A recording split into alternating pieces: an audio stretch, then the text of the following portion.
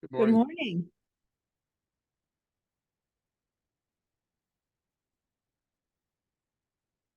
Good morning. Hello. Hey, Chris, how are you? Good. Thank you so much. Doing well. Do you have one more week of class also and then finals? I have one more week of sabbatical and then You're on so sabbatical. Oh, yeah. wait, Yep. and then what? And then my summer begins, I guess. So Okay. yeah. Oh, Uh you're gonna say then I have to be a real person again. yeah, I have to uh I have a few campus meetings to go to next week, so uh the leave will feel a little over then. Dang it. How has it been?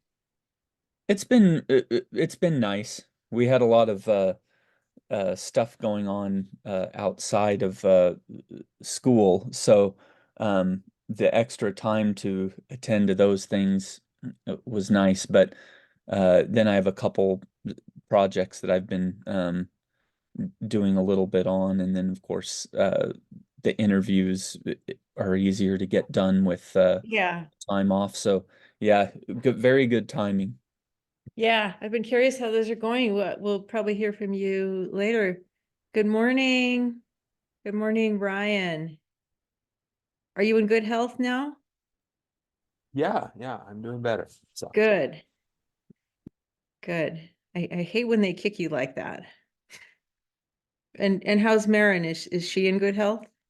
yeah, miraculously. So we're at like 2 weeks of non-sickness, which is our new daycare record. Oh, So Bob, clock's ticking, man. yeah, I'm expecting that I'll be out again next week. So Oh, Karthik posted his slides. Thank you so much. Okay, Karthik's the man today. I don't remember if I put anything else on the agenda. Was it just Karthik? Um, Travel related stuff. yeah, checking in. Is everyone okay with their travel? Chris, haven't heard from you. I think I kind of know what everybody else is doing, kind of, sort of. Yeah, I'm planning on getting there.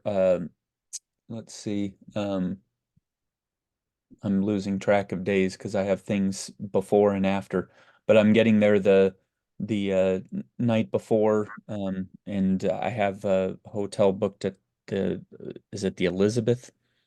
You got the Elizabeth. Whoa, I think they were booked up for everybody else. Good job. Oh, they were? Yeah, well, I guess I lucked out.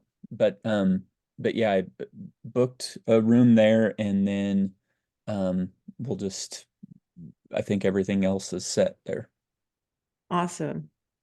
Okay, well, anyone let us know, especially Aaliyah, let us know if you run into issues or need help. Um, and I think everyone has been to the powerhouse before. We were having the meeting way upstairs. We're not gonna have that room. It was booked, but we got a bigger room. We got the classroom, so right when you come in, it's the lobby and just go off to your right. So it'll be on the first floor and we'll have a lot of space to spread out. Um, Great. So let's see, Narsima's not going to be here.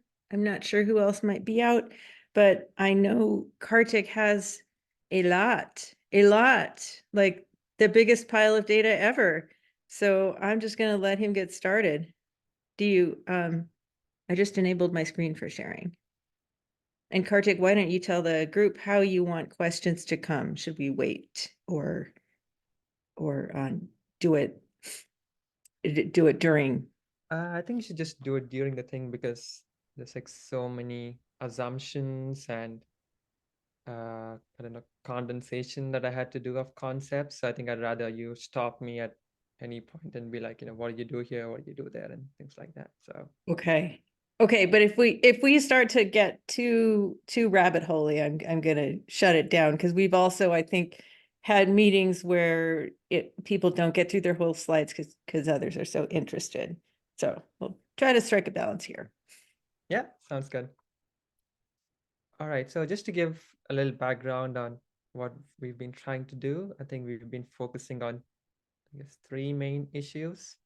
So one is the feeling of being deprived of basic needs, and two, looking at that cumulatively. So meaning not just energy, but energy, housing, food, mobility all put together. So that's why the word cumulative is in there. And then looking all of this in the context of how you evaluate your life, while everything else included. So that's the overall life conditions. So those are three sort of sub questions that we've been trying to look at in this project. So it's like from a very high level, I guess the reason for this was just trying to understand how, or even like why do we try to measure well-being, and how that's being done currently, and what's what are the downsides of what's going on right now. So if you just look at energy consumption per capita in the US, in the past 5 decades or so, you just see an increasing number. And, that's one way to measure societal progress.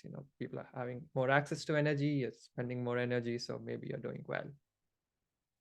And at the same time, if you overlay this with, the fraction of people who've reported themselves to be happy, you see that the line it's pretty flat. And the question is now, why are these happiness levels kind of flat when you see energy numbers going up? Yep, everything's per capita. Yeah. I'm just And going to put very small comments in the Okay. chat, so you don't have to break your flow, and then they'll be recorded for later. Sure. Yeah, sounds good. And in the same sort of conversation, you could also look at GDP per capita. Even that's been going up. So now the question is, which measure do we use, and why, or how?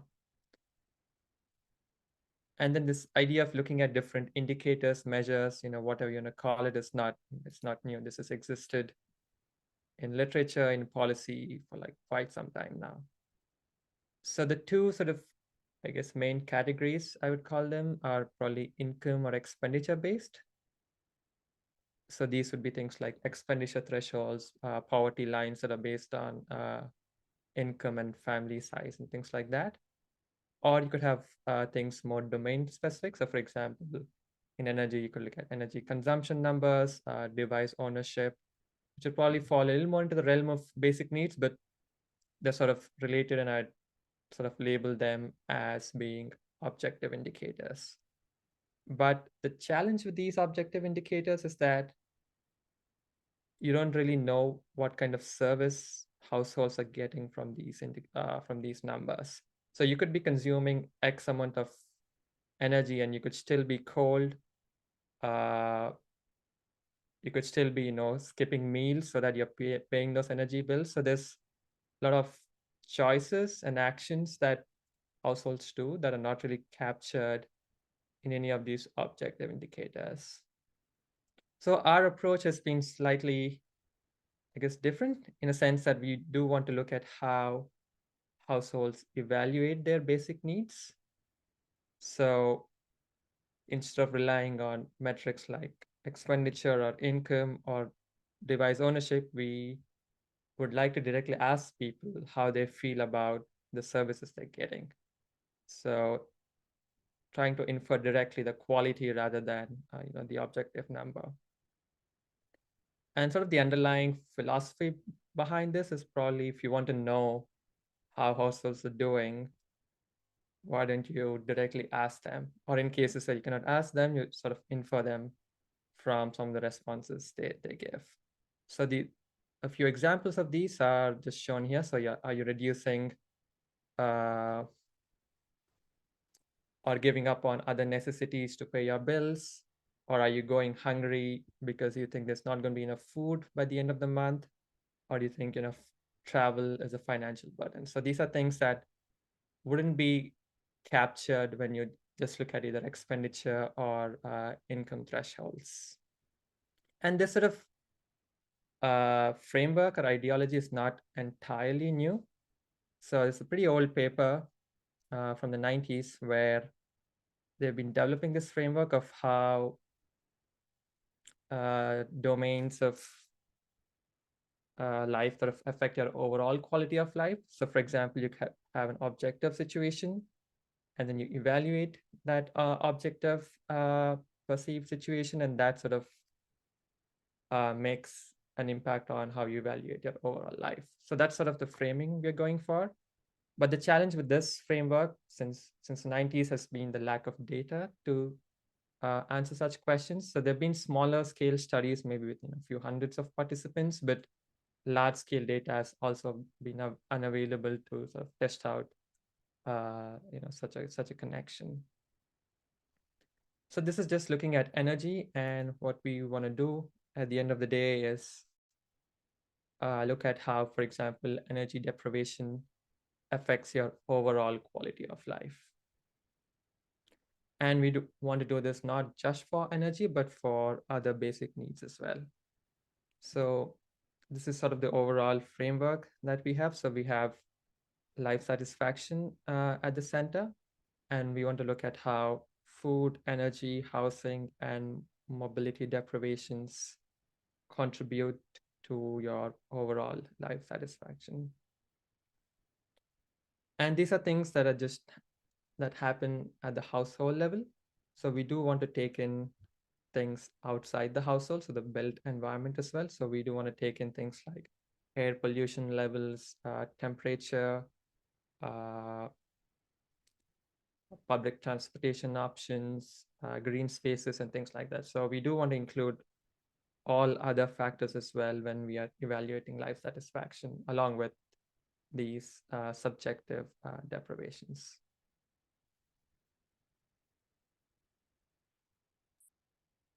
So yeah, so the big question is that, and then within that,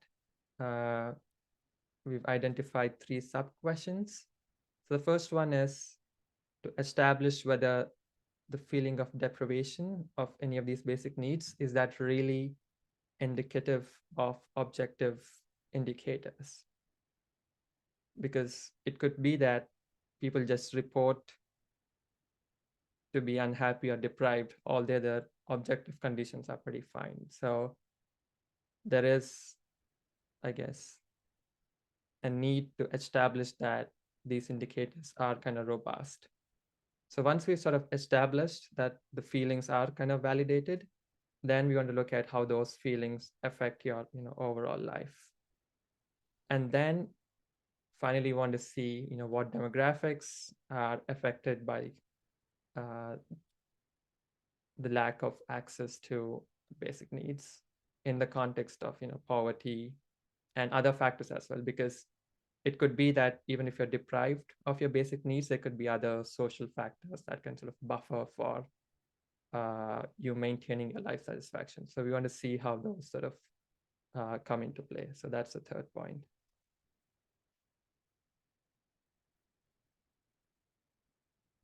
So yeah, so as kind of working hypothesis, or yes, Tammy.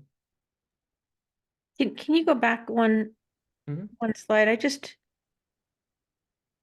want to hear your comment on, okay, subjective feelings of deprivation.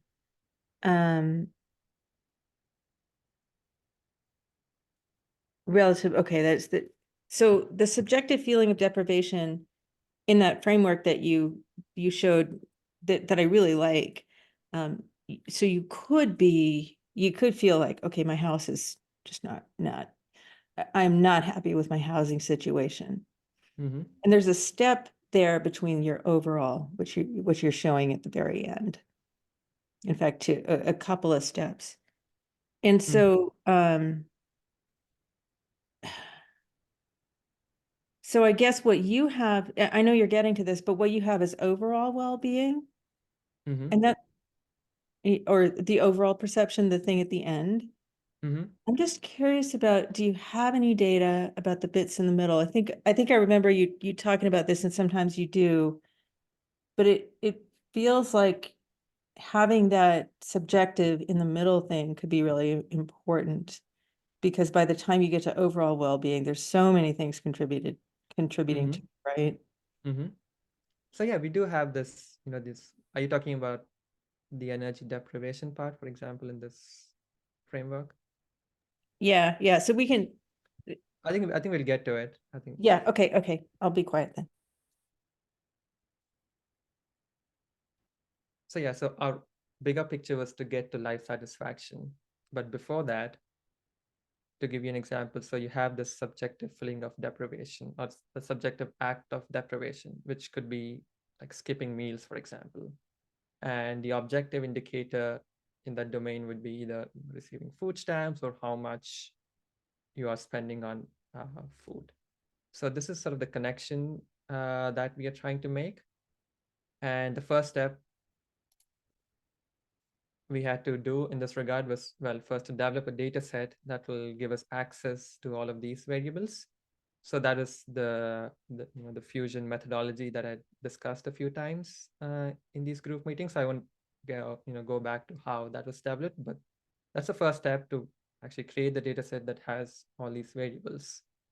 And the second and the more trickier part is to choose indicators or variables that actually capture these deprivation. So I've come up with a strategy that I'll talk about in the next couple of slides as to how do you choose indicators and how do you validate them.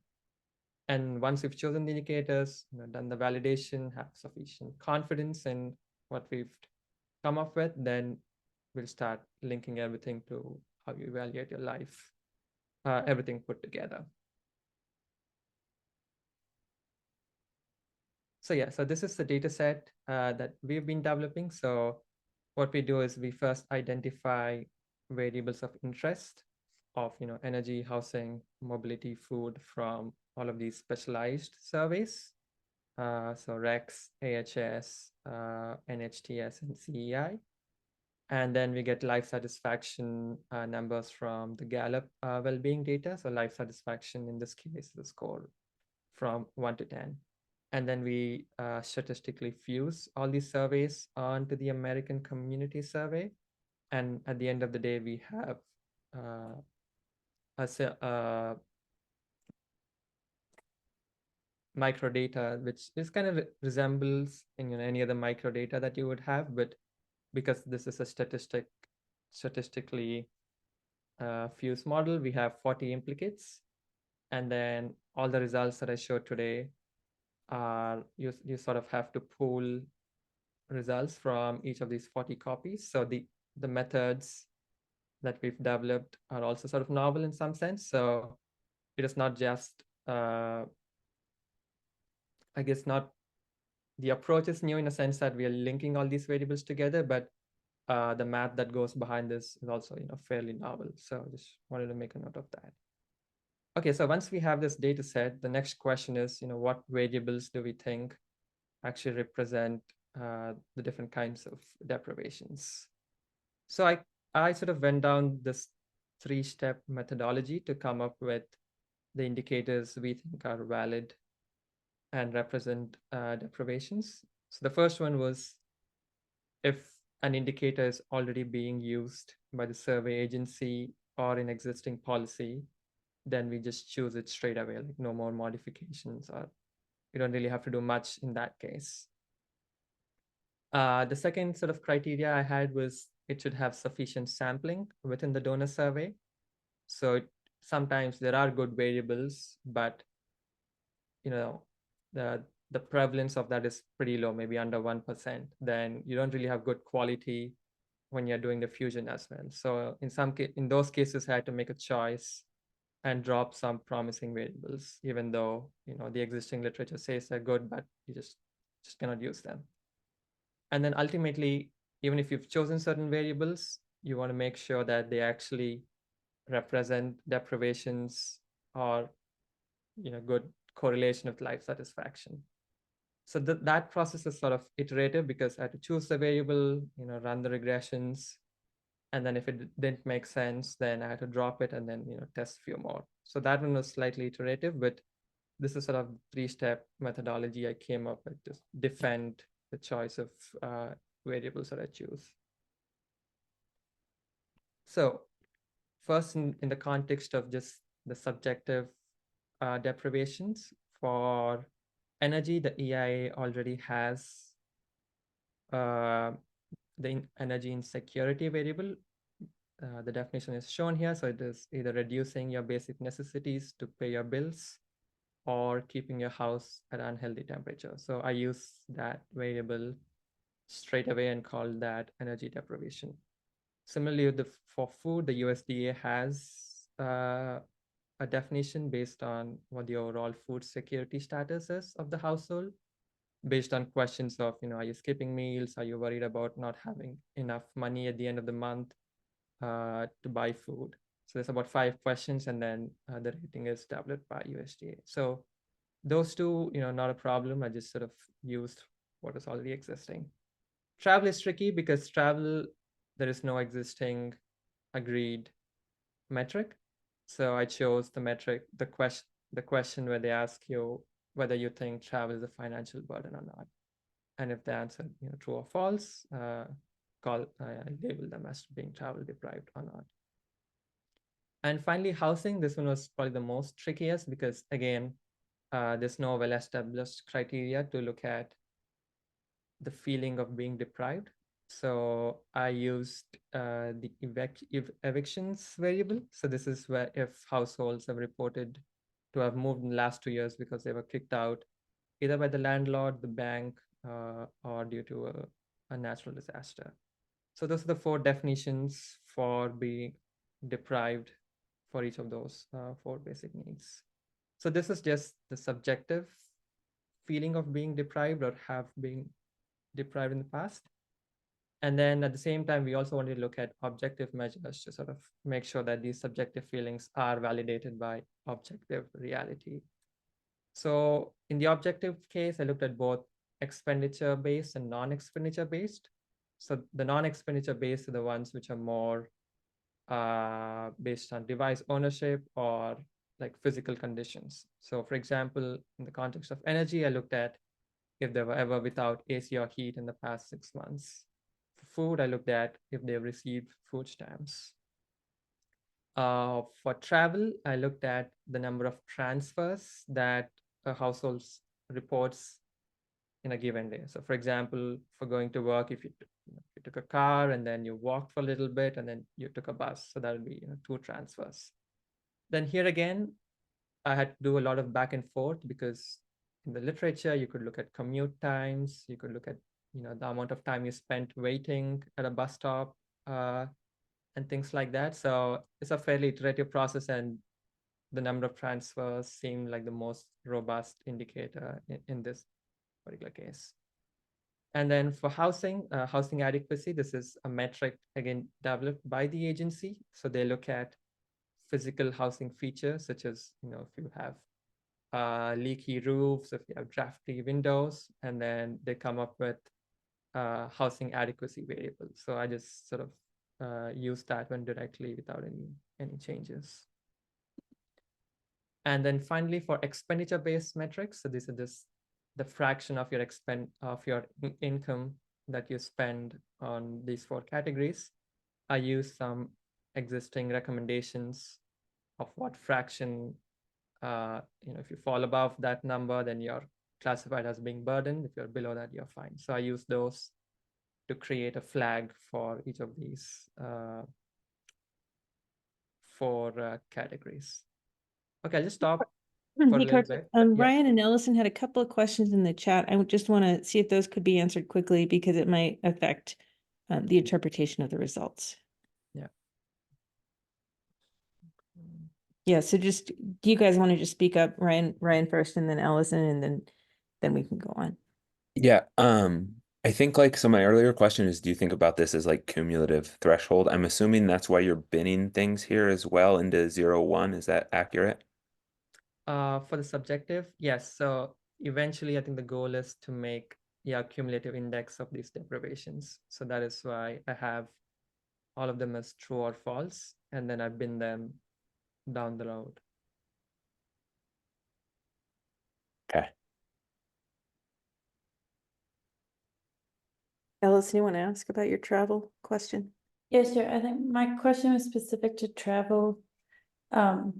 Travel, I'm thinking could be divided or disaggregated further into like travel that you must do, either for work or for caring for a member of your family, or maybe for another reason I can't think of. And then there's all kinds of travel that might fall into a category of like desirable, but not essential. But then the example you gave was like number of transfers, and it sounded like it was associated with commuting. Is there like more to the definition of travel here? Yeah, so travel includes like all kinds of travel. So it doesn't just have to be commuting for work. That's just an example I sort of thought about, but it includes all kinds, including both necessary and for pleasure. Okay. And I guess my argument for using number of transfers is that even if you're commuting, if you're traveling for pleasure, you would want to reduce the number of transfers. So maybe that's a better indicator rather than, let's say, miles traveled, because that one you could be traveling for longer distances and it's not really a burden. Yeah. Similar for FL for commute time, because people usually travel longer so that they can make more money. So again, I couldn't really argue for commute time being a measure of travel burden. But maybe Yeah. I could look at commute time, by public transportation or by a non-personal vehicle, and maybe that's a better indicator for travel burden. But yeah. Yeah, I mean, I think it's I'm sure you face this actually in all the domains, and I'll just say one thing and then I'll let you move on. I think for any of these categories, you can probably, and have thought about it a lot more, come up with reasons that someone may show up, like no AC, no heat. If you live in a passive home, if you're wealthy enough to have a passive home, you'd have no AC and no heat potentially. Right. If you, for travel deprivation or housing deprivation, you may move regularly because you have the capacity to do it, not because you're forced to. So it seems like it's difficult to assess mechanism, but the mechanism seems really significant in terms of some of the underlying questions. So I'm not suggesting, I don't have an alternative to number of transfers. I was just trying to understand with travel, if it included like travel for pleasure or for, perceived need. So you answered that question. Thank you. Right. No, I think I agree with you that coming up, because there's so many indicators, it's really difficult to like investigate all of them exhaustively. Mhm. And also, I think one of the motivations was, well, we don't need to capture the whole population. We just want to capture the most deprived. So in that way, if the rich are facing some deprivations, we are okay with that because, it's not, we don't want to capture those households anyway. So Yeah. Thanks, Karthik. yeah, welcome.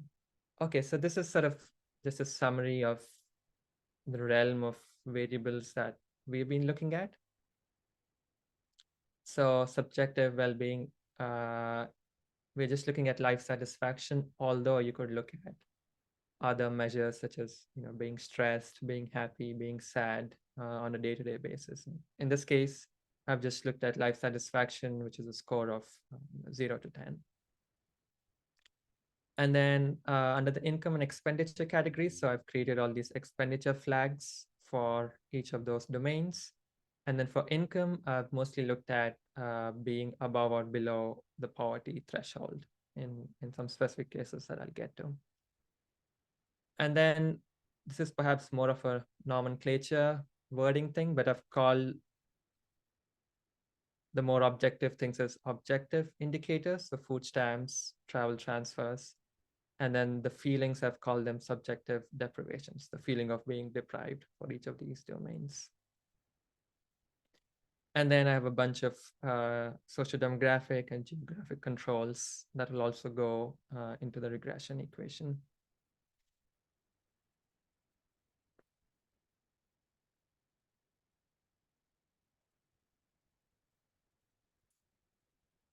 Okay, so the first step was to sort of validate the subjective feelings of deprivations.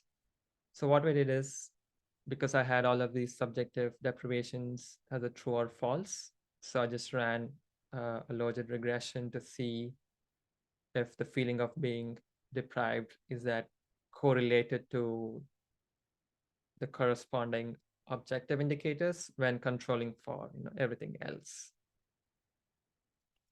So to give you an example, looking at just housing, here what we see is the odds ratio on the x-axis and a bunch of controls and the objective indicator of housing inadequacy on the y-axis. And then you have a line at 1. So if it's more than 1, you have the odds ratio of being greater than 1. So you're more likely to be deprived if you also report housing inadequacy. And if it's less than 1, you're less likely to report. So for example, if you're an owner, you're less likely to report housing deprivation. So this exercise is mostly to give me a little more confidence in these deprivation metrics. So which I sort of see from the correlation between the objective indicator and the subjective index. So in this case being housing inadequacy.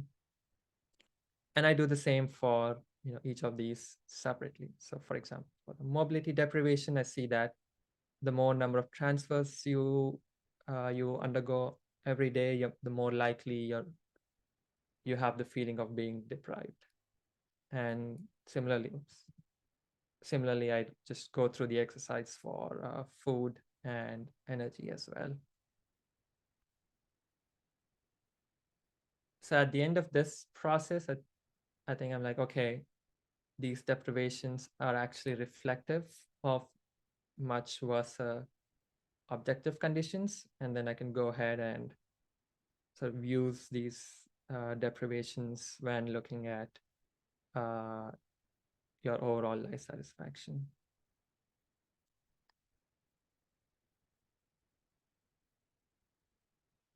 Okay, so the next exercise was to study life satisfaction as a function of the subjective deprivations and a bunch of different social demographics as well. And here I show the marginal life satisfaction differences between those who are deprived and those who are not. So the open circles are the ones who report deprivation, and the closed ones are the ones who don't. And for each of these 4 categories, and what we see is the biggest difference in life satisfaction occurs for those who report energy deprivations, although we see pretty sizable differences for all of the others as well. So this is to suggest that feeling deprived in any of these domains has a significantly negative correlation to how you evaluate your life, everything else considered. And it is also sort of important to note that there are other factors that contribute to your life satisfaction as well. So if you were to just study, all the regression coefficients that, go into this equation, I've just picked out a few sort of key metrics. So for example, so I've just marked these 4 deprivation categories, which contribute negatively to your life satisfaction. But you also have things like being more social, if you're an owner of the house, or if you have a graduate degree, you're also more likely to be more satisfied. Similarly, if you're unhealthy, or you've been recently divorced or never been married, those things contribute negatively to your overall life satisfaction as well.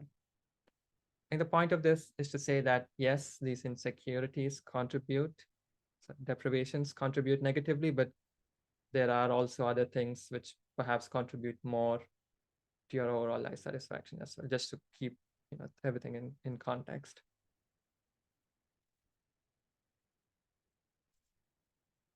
Okay, so the next goal was to take these individual deprivations and create an index of these deprivations so that we can look at study these more cumulatively to see if you're facing more deprivations, are you going to be reporting lower and lower life satisfaction? So what I did was, Can we address Allison's question? Yeah. On, go ahead and ask Allison. It might be relevant to the last slide. Yeah, sorry, I wasn't sure if we should be interrupting, but my question was about this y-axis, marginal life satisfaction. Mhm. And I'm sort of drawn to the scale being 6.7 to 7.2 and wondering how big of a difference a tenth is between points. Yeah. Do you have other, I know you've done this before in the past, like put one unit in context with like another type of life change or deprivation or Right.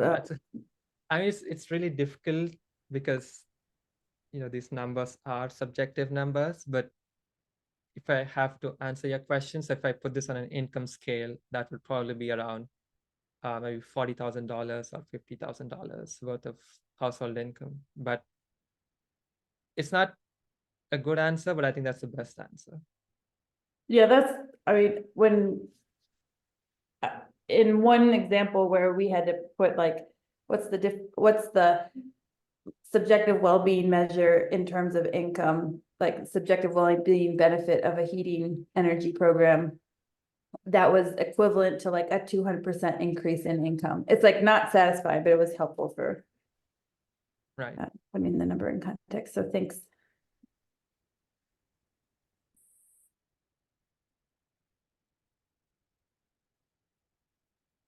Okay, yeah, so this idea of creating a deprivation index is also not new. So this has existed in the poverty literature for quite some time. But usually the way existing deprivation indexes have been developed are looking more at objective situations. So for example, do you have a vehicle or not? And you would get a score of 1 and 0 based on that. Or if your house is overcrowded, you would get a score of 1 and 0, and you could aggregate them differently. And that's how the existing deprivation index community has dealt with things. But the way it's being done here is slightly differently in that we're looking at a subjective deprivation index rather than an objective deprivation index. And I score them, as binary.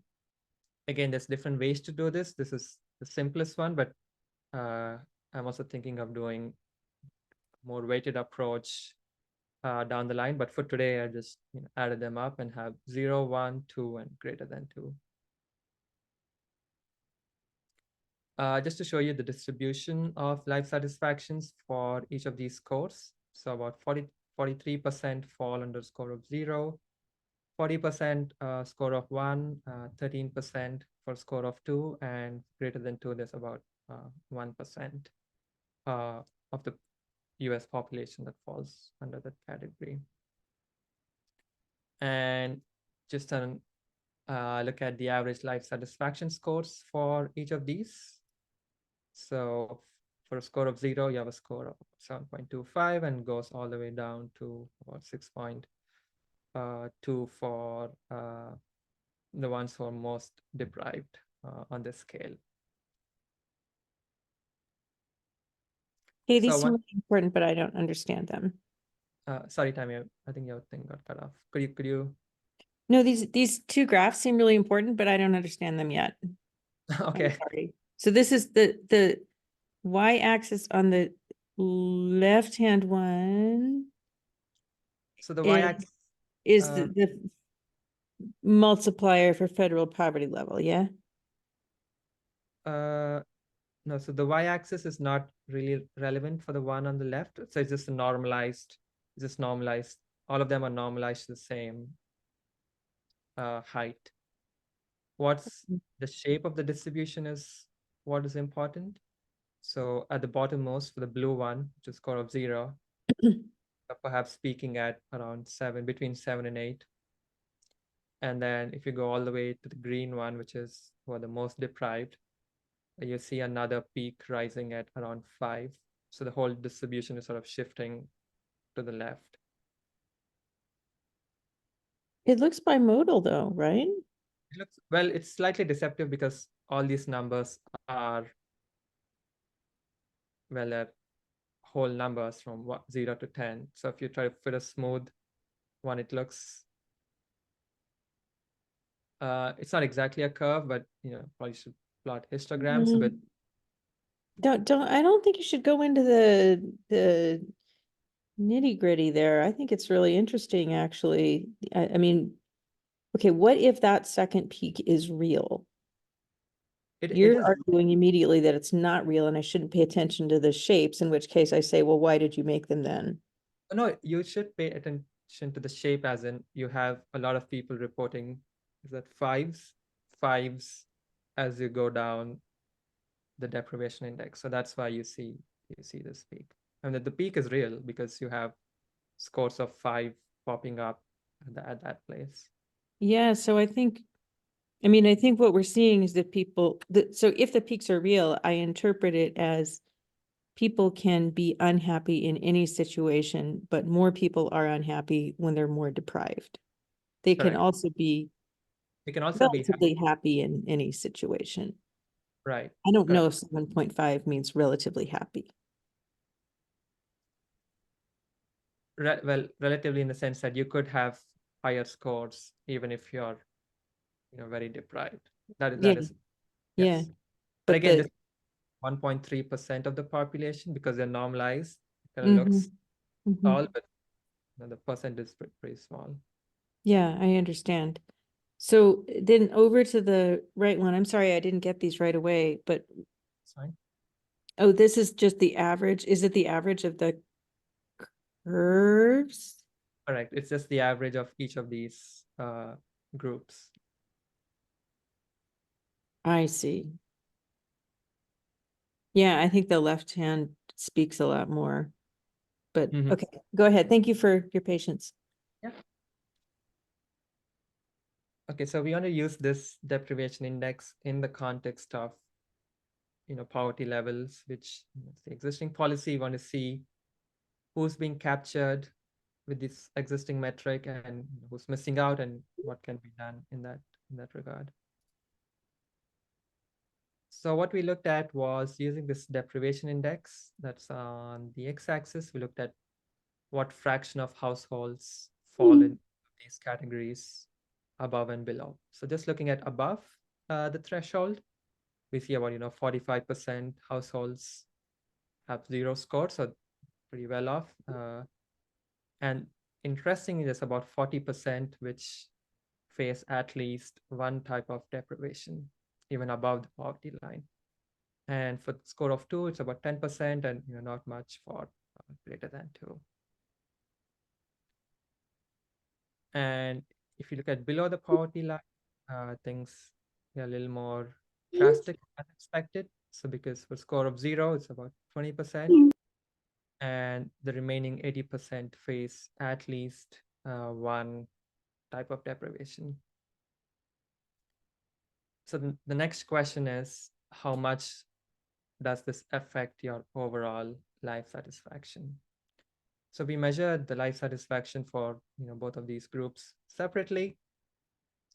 And what we saw is that in both cases, both above and below the threshold, you do see a decrease of life satisfaction scores, much more drastically for those above than those who are below the poverty threshold, which perhaps is sort of maybe expected because if you're already poor, your life satisfaction is perhaps lower, and there's only so much that can decrease as things get piled on. But nevertheless, it is sort of interesting to see the different rates in which your life satisfaction drops as your deprivations increase. And we wanted to study this a little more carefully, especially looking at different demographics and try to see if anything interesting is going on there.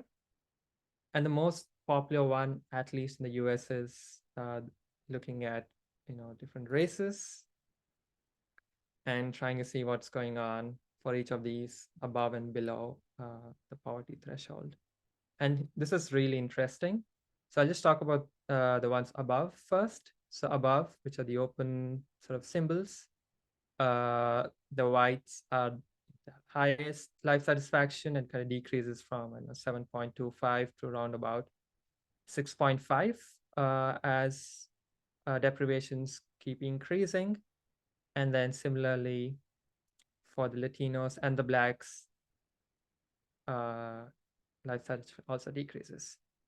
But the most interesting one was what happens below the poverty threshold. So for the Blacks, for example, the line is pretty flat. There's not much decrease in life satisfaction as things keep getting worse. If you look at the whites, below the poverty line, what happens is there's a much drastic decrease in life satisfaction. Also, there's pretty much a flip in life satisfaction score. So above the poverty threshold, you see that the white data points are always higher than the black ones. And once you come below, there's a reversal of who's more satisfied. So yeah, this sort of begs the question, why is there a much flatter line for one race versus the others? Like, what's really going on? And just for those below the poverty threshold, we decided to look at objective life conditions, right? So all the things that we discussed previously. So things like housing inadequacy, food stamps, having no AC, no heat, number of transfers.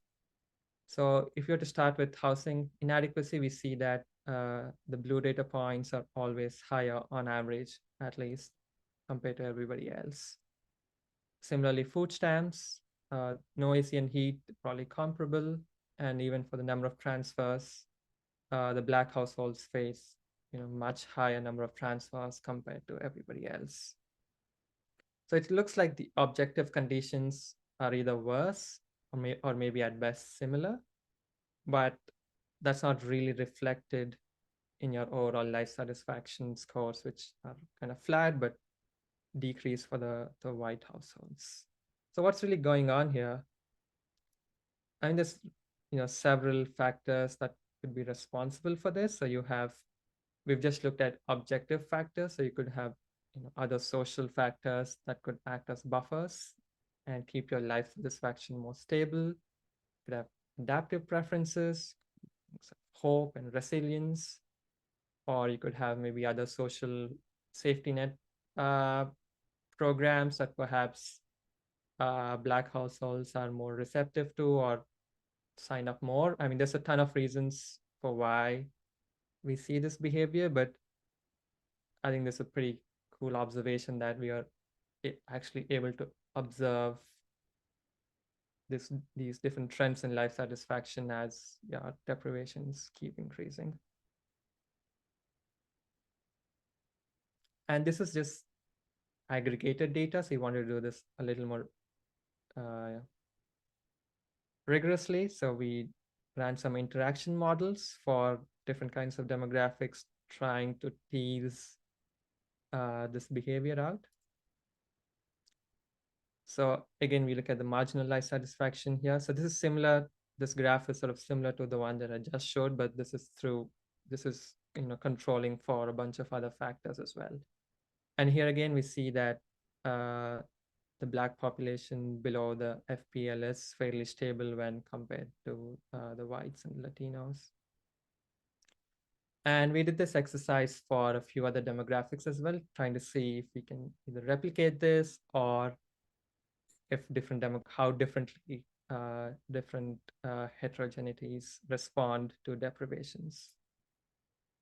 So another example we've looked at is looking at male versus female. So here again, that's pretty cool. So above the FPL, we see that males and females have sort of similar life satisfaction scores. But once you come to below, you see a nice split forming with, again, the female householders reporting a higher life satisfaction compared to male responders. Another example we looked at was looking at owners versus tenants. So here again, you see a pretty big gap between the owners and tenants above the population threshold. But once you look at what happens below, the gap sort of starts to narrow down. And the final example we looked at was geography. So we looked at the top 5 metros in the US.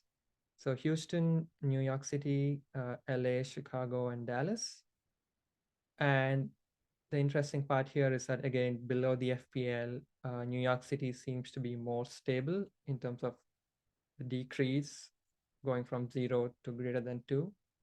While, being in a place like Chicago, which is the orange data point, you see a much steeper decrease in life satisfaction. So again, there could be a lot of reasons for why these, what the stability of life satisfaction is, but more importantly, what are the implications, I guess, of having a stable life satisfaction? I mean, on an individual level, it's perhaps desirable in some sense, because faced with deprivations, you perhaps need, stronger mental state to deal with the things that are happening to you. But perhaps from a policy wise, like maybe it's not so good to look at life satisfaction scores, but maybe you need a better indicator or a better way to measure subjective deprivations so that you don't face into these adaptive preferences issues. So there's a much bigger conversation, I guess, that needs to be sort of taken into here, trying to think of how do we actually measure deprivations and well-being.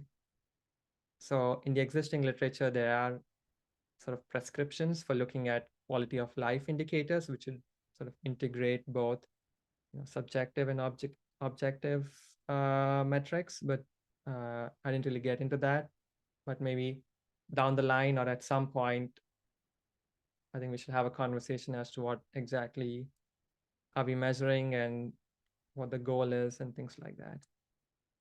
So yeah, so just to conclude, just sort of going back to our original questions. So are subjective feelings of deprivations reflective of objective questions, objective life conditions? Well, yes. And is there a penalty on life satisfaction? Again, we saw that there is a penalty on life satisfaction, with energy being the biggest differentiator.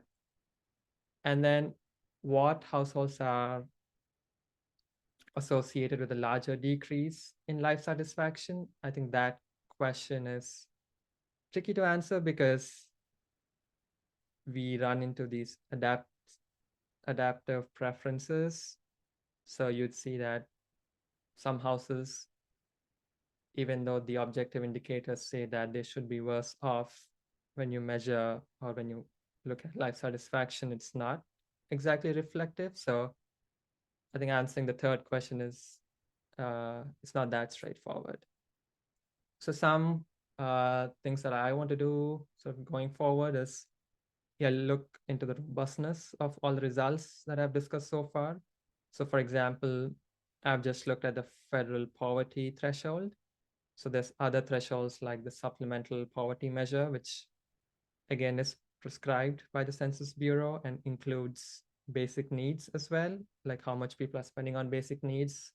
So I do want to see how the deprivations of the feeling of deprivation of basic needs, how is that linked to that measure? And also looking at different scoring methodologies and just looking at these interactions a little more carefully. And as I was saying, down the line, or maybe soon, I think, also want to think about how do we actually come up with an indicator or a set of indicators that would sort of capture the entire quality of life as such, and not just the subjective part or just the objective part. Like, how do we integrate both of these to come up with a better indicator that captures a household's experience? Yeah, that's all I had for today. There's a ton of comments as well. And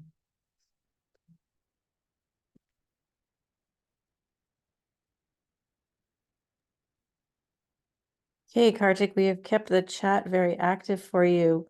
I'm sorry, I wrote a lot of things, but I think maybe Ryan, you want to, and Ellison, you want to talk about that issue about the the indicator measures and their suitability for different populations?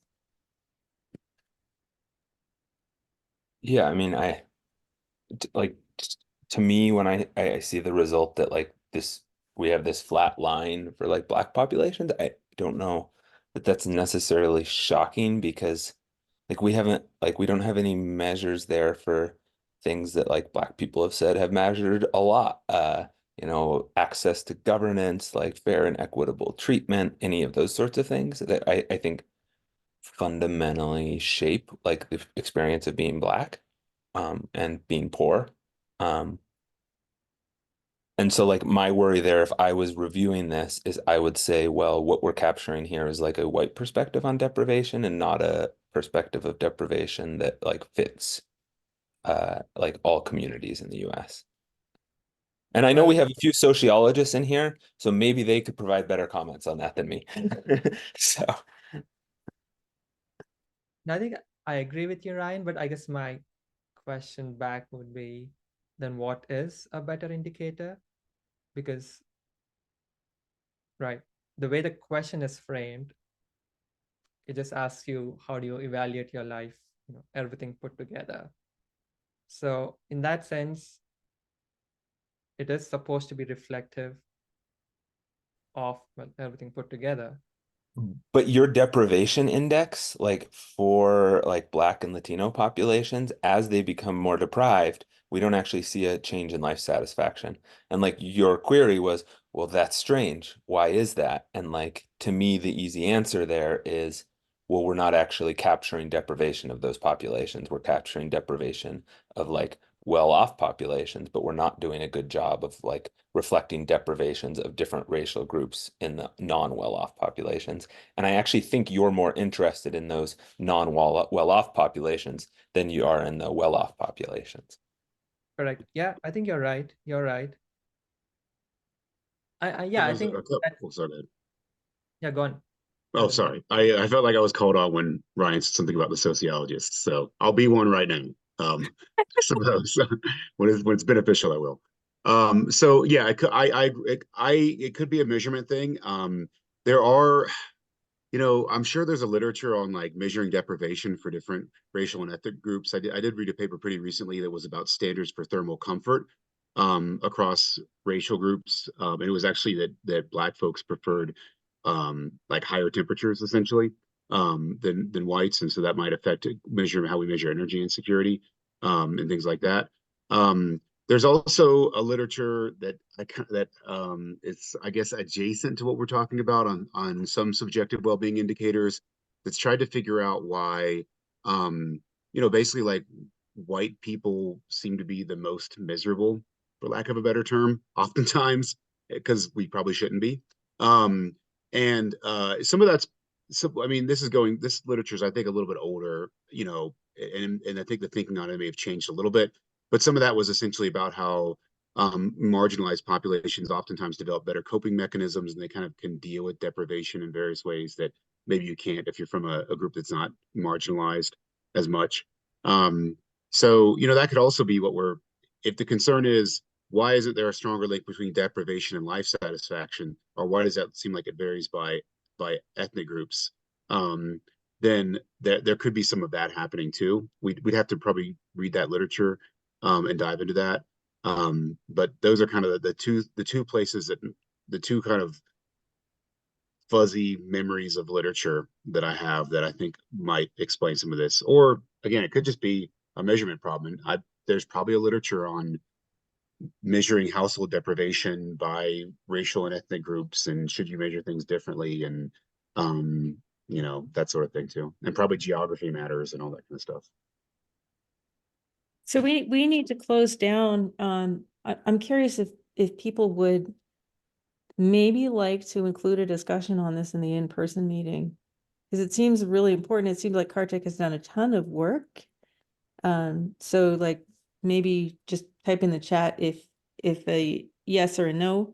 I think a question is, what do we do with this, right? Like how does it inform our work? It could inform us, oh, you need to look at something else, because the types of changes that you're proposing to make that you say will have co-benefits are not actually going to affect well-being for those people that you believe you're affecting. So I don't want to leave that as a conclusion, but I think it's an important outcome.